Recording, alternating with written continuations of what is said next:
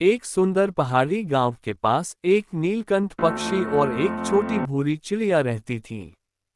नीलकंठ बहुत घमंडी था, उसे अपने सुंदर नीले पंखों पर बहुत गर्व था। जबकि छोटी चिड़िया सीधी सादी थी, मेहनती थी और सभी की मदद करती थी। एक दिन नीलकंठ ने छोटी चिड़िया से कहा, तुम्हें देखो, तुम कितनी साधारण हो। ना कोई रंग, ना कोई आवाज। जंगल के राजा जैसे पंख मेरे पास हैं। तुम कभी उड़ान भी ऊंची नहीं भर सकती। रंग रूप से ज्यादा जरूरी है दिल का अच्छा होना। और ऊपर उड़ना ही सब कुछ नहीं, जमीन से जुड़ना भी कला है। नीलकंठ हंसकर उड़ गया। एक दिन बहुत तेज तूफान आया। पेड़ों की डालियां टूटने लगीं, पक्षी डरकर उड़ गए। नीलकंठ भी ऊंचाई पर उड़ रहा था, लेकिन तेज हवा के कारण वह एक चट्टान से टकरा गया और घायल हो गया। अब वह ना उड़ सकता था, ना चल सकता था। छोटी चिड़िया ने उसे देखा। उसने तुरंत पत्तों और घास से एक छोटा सा घोंसला बनाया, नीलकंठ को उसमें छिपाया और उसे रोज दाना और पानी लाकर देती रही। धीरे धीरे नीलकंठ ठीक हो गया। उसकी आंखों में आंसू थे। मैंने तुम्हें तुच्छ समझा, लेकिन आज तुम्हारी दया ने मेरी जान बचाई। उस दिन से नीलकंठ ने घमंड छोड़ दिया। वह छोटी चिड़िया की सबसे अच्छी मित्र बन गया और सभी को कहने लगा, असली सुंदरता दिल में होती है, पंखों में नहीं। नीलकंठ अब हर रोज छोटी चिड़िया के साथ उड़ान भरता, उसके साथ दाना चुगता और उसके कामों में हाथ बटाता। वह अब खुद भी हर जरूरतमंद पक्षी की मदद करने लगा। गांव के पास के पेड़ों पर बैठने वाले पक्षी भी अब नीलकंठ को पहचानने लगे थे। एक दिन तोते ने, क्या तुम वही नीलकंठ हो जो खुद को सबका राजा मानता था? हाँ, वही हूँ। लेकिन अब मैं समझ गया हूँ कि राजा वही होता है जो सबकी सेवा करता है, ना कि घमंड करता है। उस रविवार को जंगल में सभी पक्षियों ने एक सभा बुलाई। उसमें नीलकंठ और छोटी चिड़िया को बुलाया गया। बुजुर्ग उल्लू ने कहा, आज हम सब नीलकंठ की सोच में बदलाव देखकर खुश हैं, पर सबसे बड़ा सम्मान हमारी छोटी चिड़िया को मिलना चाहिए, जिसकी दया, ममता और सेवा ने एक जीवन को बचाया और एक घमंडी को अच्छा बनाया। सभी पक्षियों ने तालियों से स्वागत किया। छोटी चिड़िया को जंगल का सच्चा रत्न नाम देकर सम्मानित किया गया। नीलकंठ ने आगे बढ़कर कहा, अब मैं अपनी उड़ान की ऊंचाई नहीं, अपने दिल की गहराई पर गर्व करता हूँ और यह मुझे तुमसे मिला है, मित्र। उस दिन के बाद जंगल में सभी पक्षियों ने मिलजुल कर रहना शुरू कर दिया।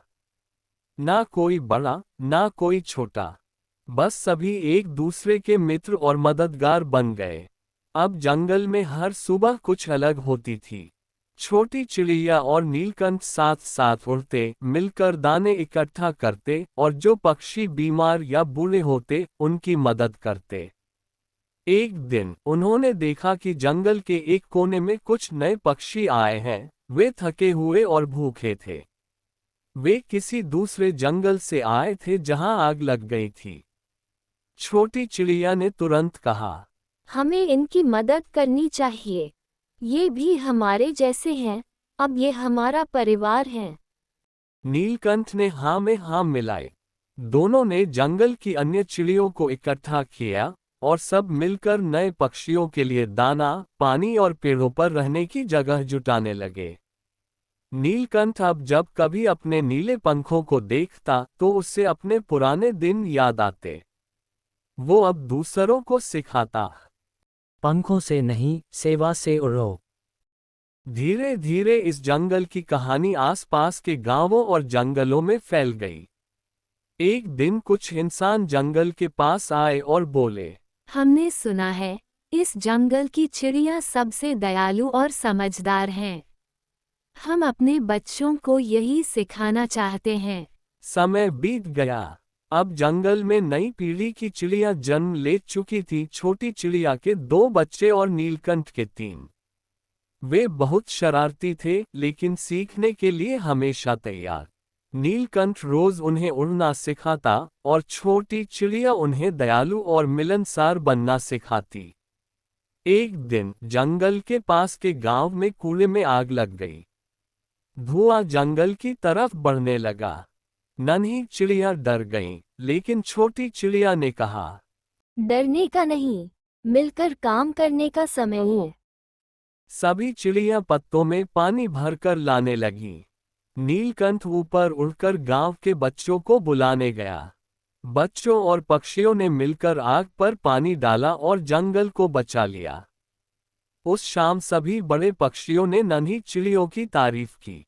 बुजुर्ग उल्लू ने कहा, आज हमें यकीन हो गया कि हमारे जंगल का भविष्य सुरक्षित है। जंगल अब खुशहाल था, लेकिन नन्ही चिड़िया बस यहीं तक सीमित नहीं रहना चाहती थी। एक दिन छोटी चिड़िया के बेटे चिकू ने कहा, माँ, हम तो सुरक्षित हैं, लेकिन बाकी जंगलों का क्या? क्या वहाँ भी चिड़िया इतनी खुश हैं? नीलकंठ मुस्कुराया और बोला, बेटा, अगर तुम में उड़ान है तो उसका सही इस्तेमाल करो, उड़ो और दूसरों को भी खुशहाल बनाओ।